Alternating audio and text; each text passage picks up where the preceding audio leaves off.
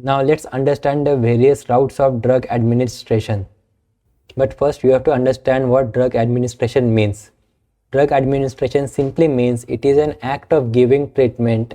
There are various methods of drug administration, but fundamentally there are only three routes of drug administration: oral route, parenteral route, and topical route. Oral route involves consuming medicines via mouth, example pills, syrups, tablets. This is the most common route of drug administration. Parenteral routes involve giving drugs directly into systemic circulation or bloodstream. Example injections, inhalation, transdermal and transmucosal, etc. Topical routes where we apply medication directly on the skin or outer surface of the skin, and the main drug is absorbed into the body to reach systemic circulation. The rate of drug absorption at the site is important factor for topical route.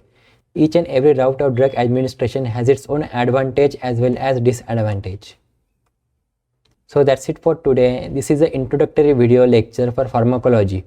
But in next upcoming videos, I will be uploading more videos discussing various topics in pharmacology. Subscribe to my YouTube channel so that you won't miss out. Have a nice day. Bye bye.